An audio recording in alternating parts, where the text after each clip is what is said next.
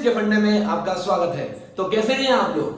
आज के इस वीडियो में हम डिस्कस करने जाएंगे डिस्पर्जन, एंगुलर डिस्पर्जन और प्रिज्म से रिलेटेड कुछ और इंपॉर्टेंट कॉन्सेप्ट। शुरू करने के पहले मैं आपसे एक क्वेश्चन पूछना चाहता हूं दोस्तों, क्या रिफ्रैक्टिव इंडेक्स सिर्फ मटेरियल पर डिपेंड करता है? रिफ्रैक्टिव इंडेक्स मटेरियल पर डिपेंड करता है?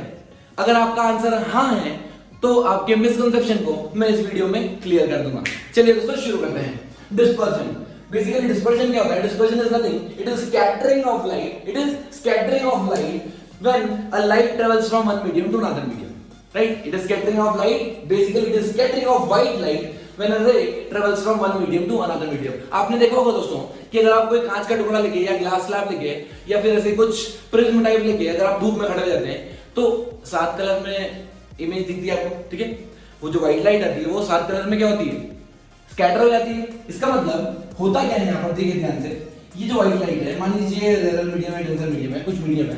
अब इस रे को जाना चाहिए ऐसा सीधा, रे को जाना चाहिए सीधा, लेकिन ये सीधी नहीं जाती है, ये सीधी नहीं जाती है, ये बैंड में जाती है ऐसे, ठीक है?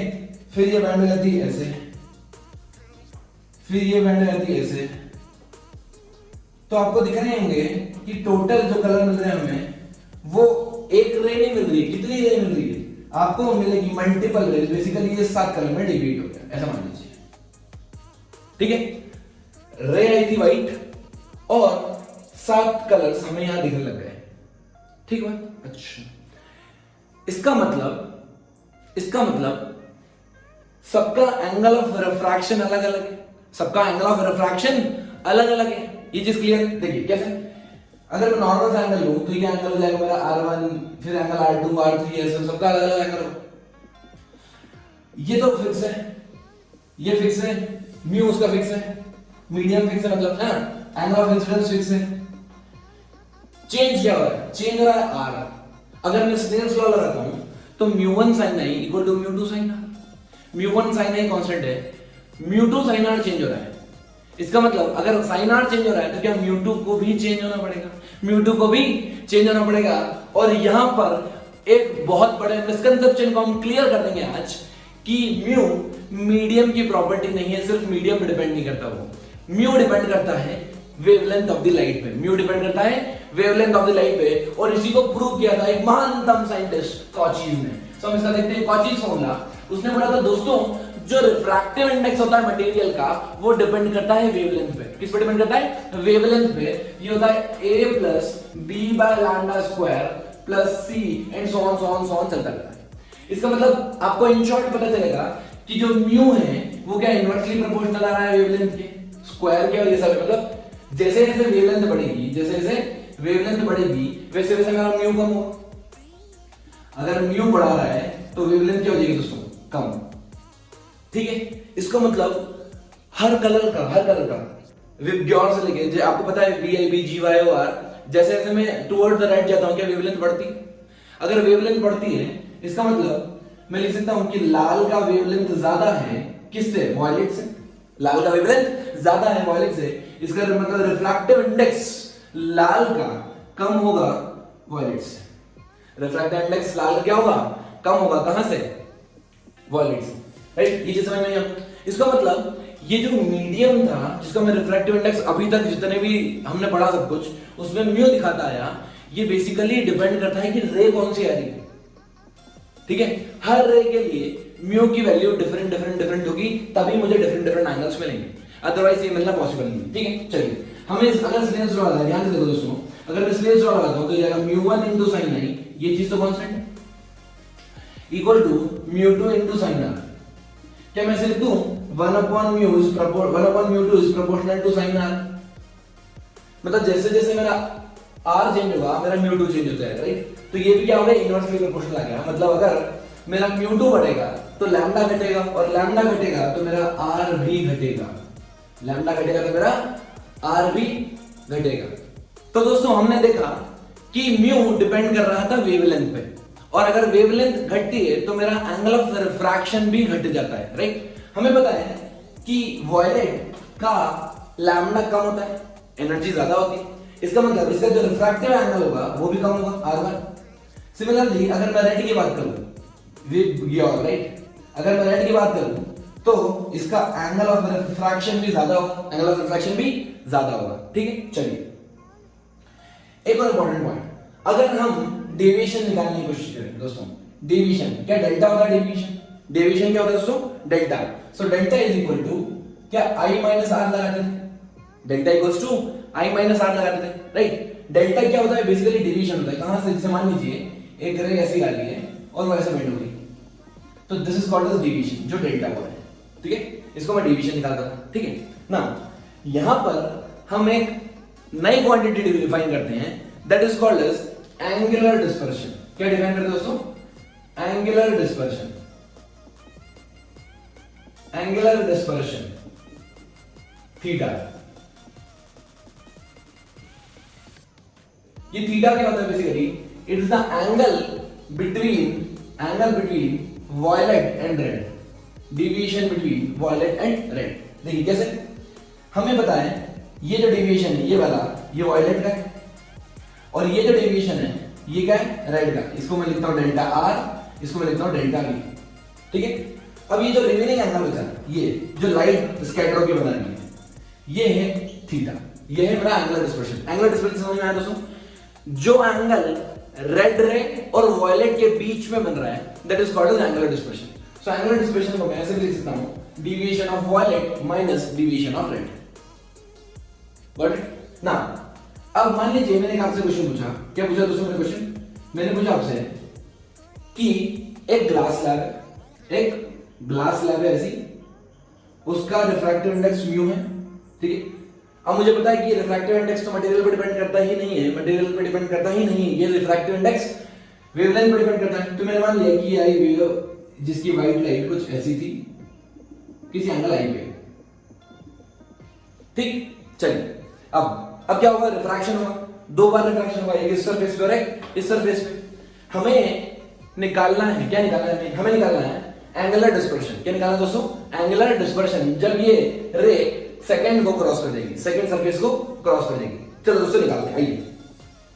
हमें पता है कि ये रे को जाना चाहिए सीधा, ये रे को जाना चाहिए सीधा, पर ये रे सीधा नहीं जाएगी, ये रे सीधा नहीं जाएगी। यहां पे डेविएट होगा लाल, यहां पे कौन होगा डेविएट, रेड, फिर धीरे धीरे दूसरे कलर से डेविएट हो जाएंगे राइट।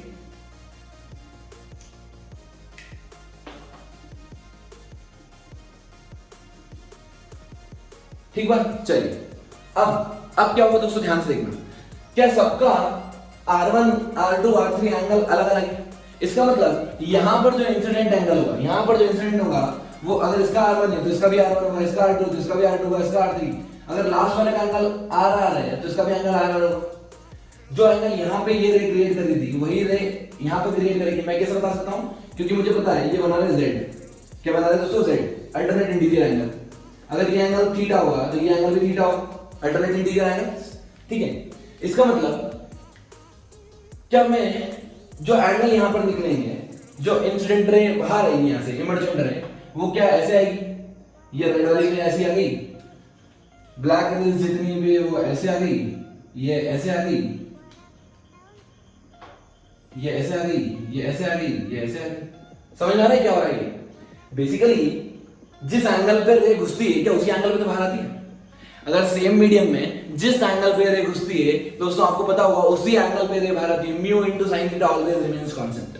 बट हुआ क्या है यहां पर, ये व्हाइट लाइट स्प्लिट हो गई 7 कलर्स में, व्हाइट लाइट स्प्लिट हो गई 7 कलर्स में। अगर मैं आपसे पूछूं एंगुलर डिस्पर्शन बता दो दोस्तों, एंगुलर डिस्पर्शन बता दो, तो किस बात का एंगुलर डिस्पर्शन, एंगुलर डिस्पर्शन होता है एंगल बिटवीन द रेड रे एंड द वॉयलेट रे। यहां तो सब पैरेलल है, अगर सब पैरेलल है तो यहां पर एंगुलर डिस्पर्शन खत्म हो गया, एंगुलर डिस्पर्शन खत्म हो गया, कुछ भी नहीं है एंगुलर डिस्पर्शन।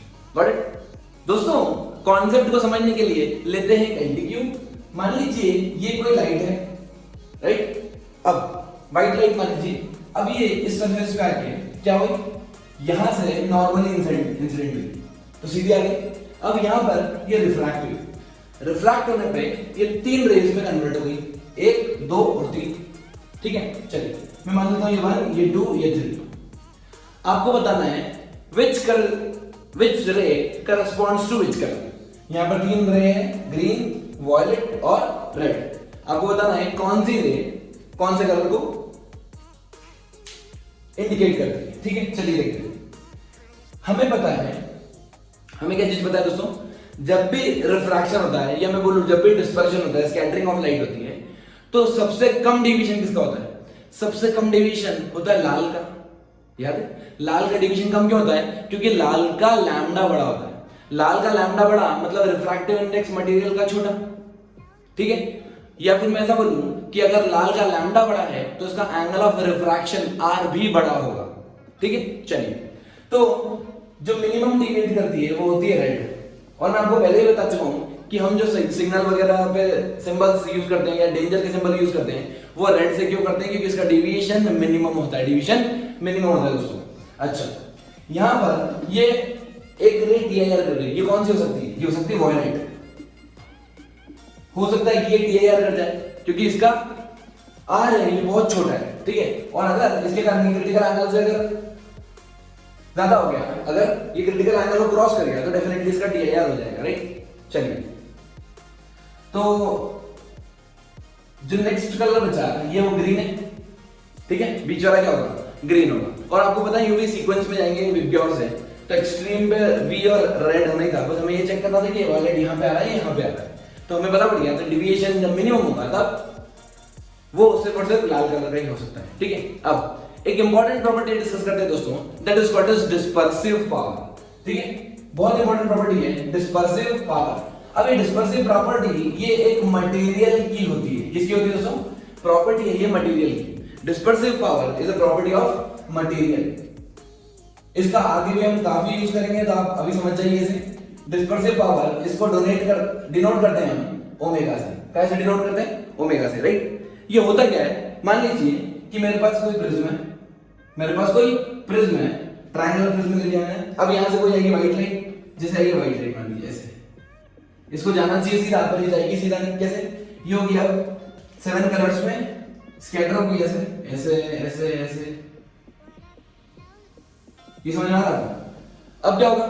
फिर से यहां पर रिफ्रैक्शन होगा, फिर से यहां पर रिफ्रैक्शन होगा, तो हमें फिर से कुछ ये जो रेज है ऐसी मिल जाएगी, ये समझ आ रहा है दोस्तों? ठीक है, अब मेरे को बताओ कि अगर ये व्हाइट लाइट थी, अगर ये व्हाइट लाइट थी तो यहां पर जो सीक्वेंस बनेगा वो कैसा बनेगा? ऊपर रेड रहेगी या वॉयलेट? तो आपको पता है अगर मैं डिविएशन निकालता हूं तो यहां से ये डेल्टा 1 होगा, ये डेल्टा 1 होगा। सबसे कम डिविएट कौन सी करती है? रेड रे। तो यहां पे होगी विबग्योर नीचे से स्टार्ट करेंगे। समझ में आया? मतलब ये हुआ डेल्टा मेरा किसका? रेड का, और ये हुआ डेल्टा मेरा वॉयलेट का। ठीक है दोस्तों, चलिए, हमने कॉन्सेप्ट पढ़ा था प्रिज्म में, थिन प्रिज्म का कॉन्सेप्ट। अगर आपको याद हो तो अगर मैं प्रिज्म थिन लेता हूं, बहुत थिन लेता हूं, तो जो इसका डिवीजन आता है वो μ-1 इनटू एंगल ऑफ प्रिज्म आता है। μ-1 इनटू एंगल ऑफ प्रिज्म आता है। ठीक है, चलिए, तो मैं ये मान लेता हूं कि एंगल ऑफ प्रिज्म कितना है? A है। एंगल ऑफ प्रिज्म कितना है? A है। राइट, अगर मैं डिवीजन निकालूं वॉयलेट का, तो डिवीजन ऑफ वॉयलेट कितना आ जाएगा? Mu of violet -1 into A। Mu of violet -1 into A, ये क्लियर है? चलिए, क्योंकि म्यू चेंज हो रहा है दोस्तों, ये मीडियम का म्यू रे पे डिपेंड कर रहा है कौन सी वेवलेंथ आ रही है। बाकी A तो सेम है सबके लिए, एंगल ऑफ प्रिज्म फिक्स है, 1 तो कांस्टेंट है। अगर मैं रेड का निकालूं, रेड तो कितना आ जाएगा? ये μr -1 इनटू A। ठीक है, अब ये जो डिस्पर्सिव पावर होती है बेसिकली ये एक मटेरियल की प्रॉपर्टी होती है। It is a property of a material, it's a materials property. और ये आपको क्या सिग्निफाई करती है कि कोई मटेरियल कितना स्ट्रांग है रे को बेंड करने में, रे को स्कैटर करने में। ये समझ में आया आपको? This is called as dispersive power of the material. इसका फॉर्मूला होता है dispersion divided by mean deviation. Dispersion divided by mean deviation. ठीक है, अब मैं यहां पे लिखता हूं उसको, omega equals to dispersion divided by mean deviation, delta mean. Dispersion क्या होता है आपको पता दोस्तों? डिस्पर्जन इज नथिंग, इन दोनों के बीच का एंगल, रेड और वायलेट के बीच का एंगल। तो क्या मैं लिख दूं? Deviation of violet minus deviation of red divided by mean deviation, divided by mean deviation. अब मीन डेविएशन मतलब क्या, कौन सा कलर होगा दोस्तों? मीन डेविएशन मतलब कौन सा colour? Red, orange, yellow, green, blue, indigo, violet, कौन सा कौन सा कौन सा? बच्चे बोलते हैं ग्रीन। क्यों बच्चे बोलते हैं कि 3 ऊपर से हटा दो, 3 नीचे से हटा दो। लेकिन दोस्तों यहां पर याद रखना है हमें एक इंपॉर्टेंट पॉइंट, जो मीन डेविएशन होता है वो करस्पॉन्डिंग टू येलो कलर होता है। क्यों? क्योंकि हम जो डेविएशन लेते हैं, बेसिकली हम जो एवरेज लेते हैं वो वेवलेंथ के टर्म्स में लेते हैं, इसलिए मैं मीन डेविएशन जब भी लूंगा तो येलो का ही लूंगा। ये समझ में आया? हमने किस बेसिस पे मीन डिफाइन किया? वेवलेंथ के बेसिस पे, वेवलेंथ के बेसिस पे। तो यहां पे जब मीन लिखूंगा तो मीन डेविएशन क्या मैं इसे लिखूं? Mean deviation delta mean is nothing, it is delta of yellow, delta of yellow, that is mu of yellow minus 1 into A, mu of yellow minus 1 into A. Okay, अब चलो यहां पे omega की value रखते हैं। Omega equal to dispersive power of a material equal to delta V. Delta V कितना हो जाएगा? Mu V minus 1 into A. Delta R लगते हैं, डेल्टा आर कितना हो जाएगा? Mu R minus 1 into A. Delta Y करते हैं, mu Y minus 1 into A. तो मेरा यहां से फॉर्मूला निकल के आ गया omega equal to mu V minus mu R, mu V minus mu R, देखो ए कैंसिल हो गया वो, है ना, और divided by mu Y minus 1, mu V minus mu R divided by mu Y minus 1। और ये एक प्रॉपर्टी की एक मटेरियल की प्रॉपर्टी है, और एक मटेरियल के लिए ये हमेशा कांस्टेंट रहने वाली है। समझ में आया? Dispersion divided by mean deviation. Mean yellow colour लिया है on the basis of wavelength. Clear? So friends, now I will study dispersion and deviation by combination of prism. यहां पर हमें क्या गिवन है? यहां पर 2 प्रिज्म है, एक ऐसा रखा हुआ है, एक ऐसा रखा हुआ उल्टा सीधा, और इसका एंगल ऑफ प्रिज्म A1 है, इसका एंगल ऑफ प्रिज्म A2 है। ठीक है? अब क्या होगा दोस्तों? रे आएगी, कोई रे आएगी तो जाएगी भी सही, वो क्या होगा?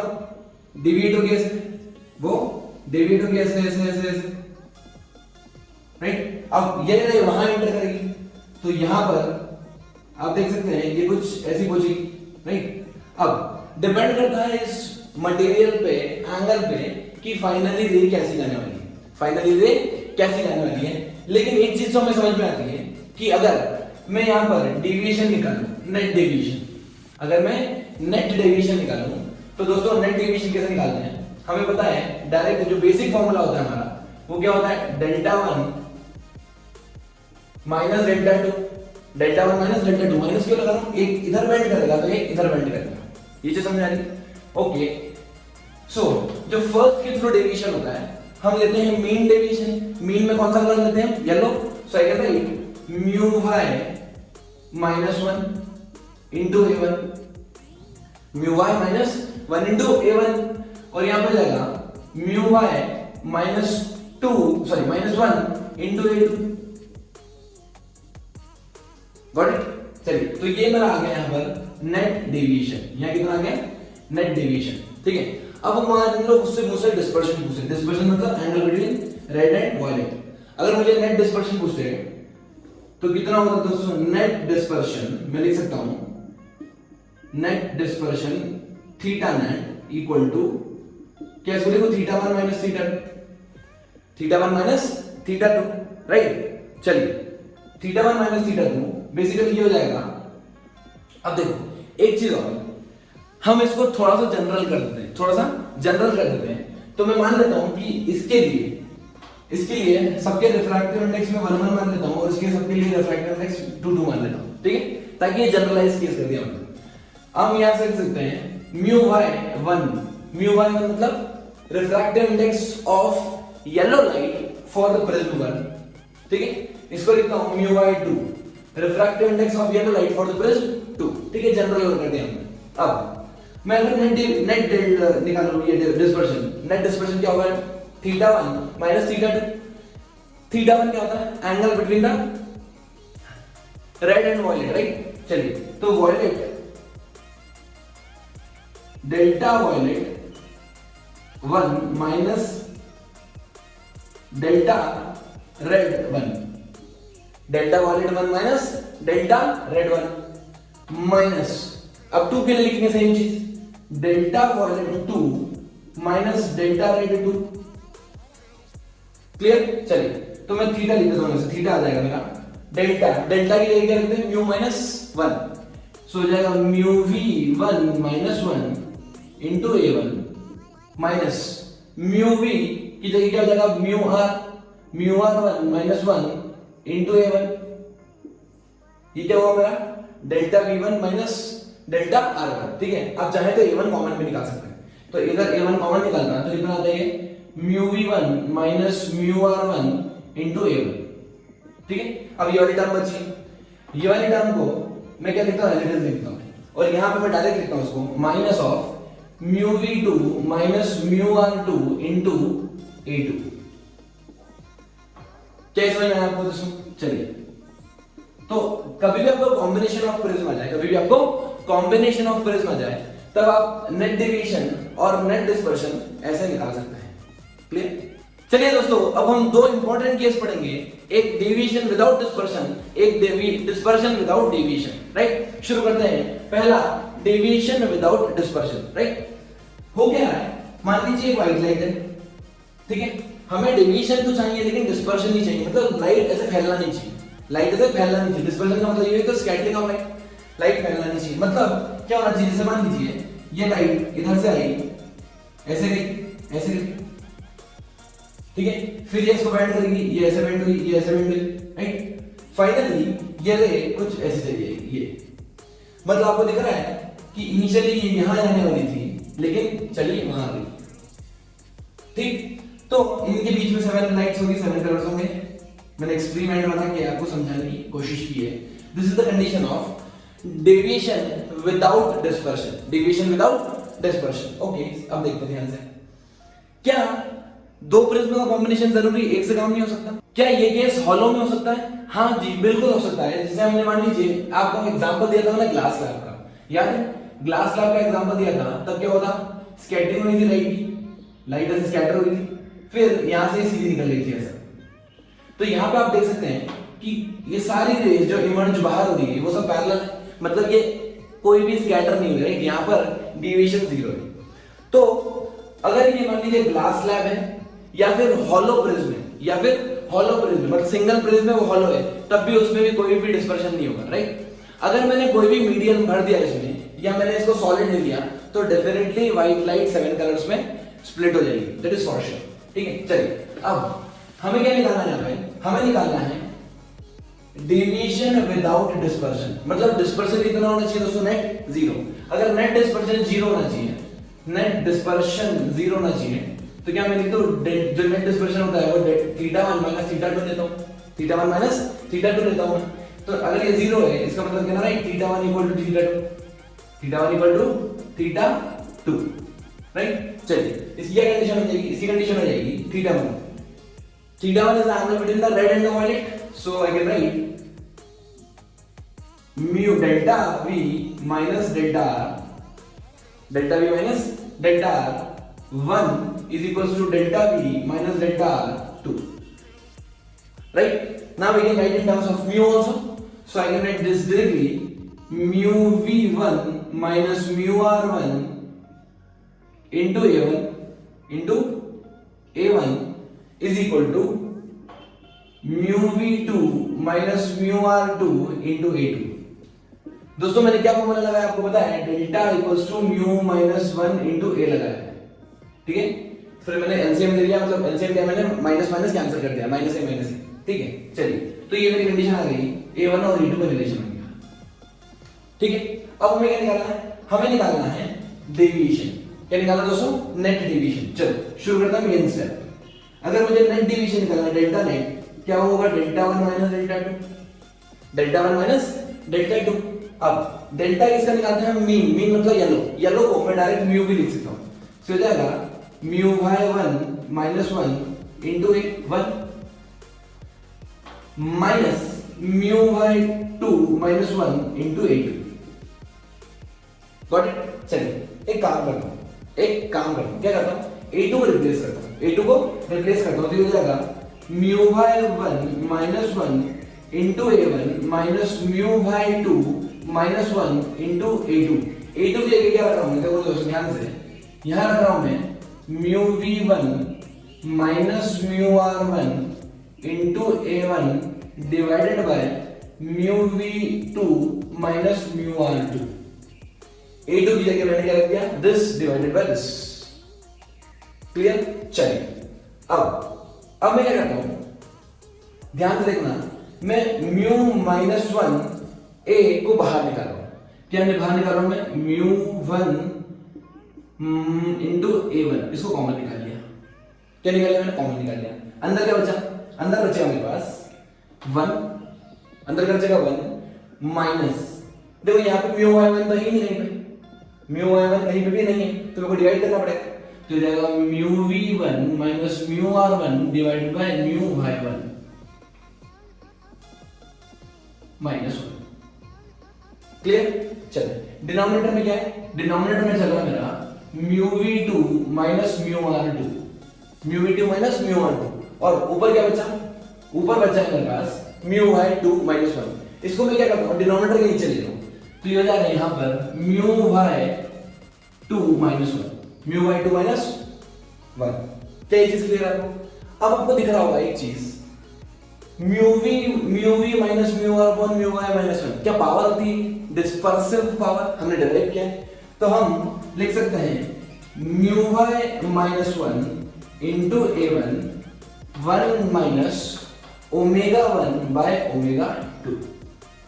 This will give you net deviation, this will give you net deviation, right? Now we can write this as mu by minus 1 into a1 को क्या मैं डेल्टा 1 लिख सकता हूं, so deviation, mean deviation through 1 into 1 minus omega 1 by omega 2. This will give you net deviation or total deviation.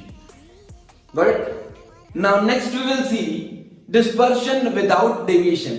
यहाँ पर deviation नहीं होगा लेकिन dispersion होगा, जो light है वो scatter कर जाएगी। ठीक है? कैसे होगा ये? देखिए, मान लीजिए एक प्रिज्म है जिसका प्रिज्म एंगल A है और एक प्रिज्म है जिसका प्रिज्म एंगल A2 है, right?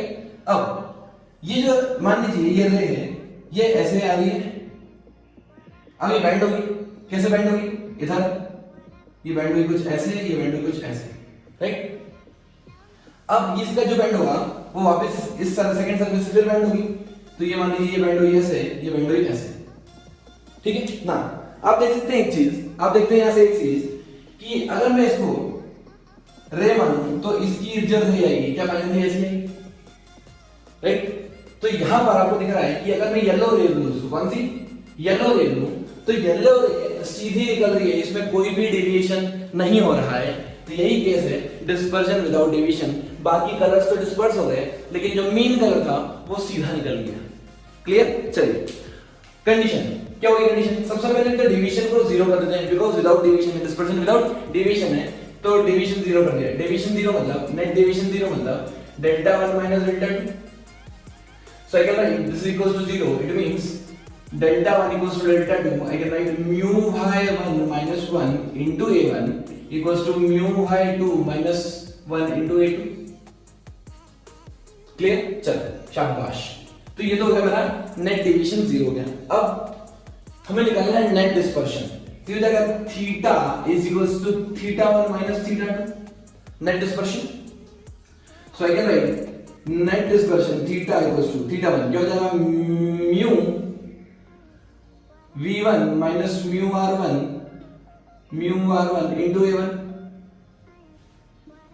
into a1 right minus mu v2 minus mu r2 into a2। Got it? चलिए अब हम क्या करते हैं, a2 की वैल्यू से रिप्लेस करते हैं, जैसा पहले किया था ना, सेम टू सेम कॉमन निकालना, वही चीज करना है। तो ये हो जाएगा mu v1 minus mu r1 into a1 minus mu v2 mu r2 into a2। a2 ये क्या कर रहे हैं, mu y1 minus 1 into a1 divided by mu y2 minus a। -1। ठीक है, ये मैंने A2 की वैल्यू सब्स्टिट्यूट कर दी वहां से। अब देखिए मैं क्या कर रहा हूँ, मुझे कॉमन निकालना होता है। कॉमन निकालने के लिए सबसे पहले काम करता हूँ मैं, ये चीज मुझे कॉमन निकालना है, ठीक है, जो पूरी टर्म है। अब लेकिन वहां पे नहीं, तो मैं काम करता हूँ डिवाइड और मल्टीप्लाई करता हूँ। ये हो जाएगा mu v1 minus mu r1 का डिवाइड किया और mu v1 minus mu r1 का मल्टीप्लाई किया। ठीक है, अब कॉमन निकाल लो, ये पूरी टर्म कॉमन निकाल लो। ठीक है, तो जैसे मैं कॉमन निकालूंगा तो क्या आएगा, ये mu v1 minus mu r1 into a1। अंदर क्या बचा, यहां बचा 1, वहां क्या बचा, यहां से हमने ये टर्म कॉमन निकाली, ये टर्म कॉमन निकाली। ठीक है, बाकी ये सब बचा, तो ये जाएगा 1 minus mu v2 minus mu r2 divided by mu y2 minus 1। ठीक है, ये टर्म और ये टर्म मैंने यहां लिख दी। अब इसको यहां नीचे लिख रहा हूं, ये हो जाएगा mu v1 minus mu r1 divided by mu y1 minus 1।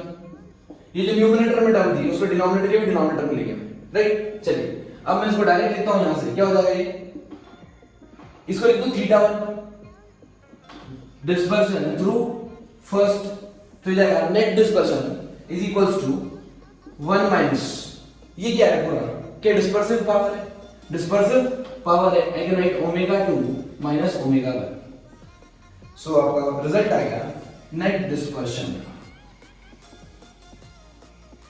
क्या ये बात समझ में आती है? बेसिकली ओमेगा क्या है, पावर, डिस्पर्सिव पावर।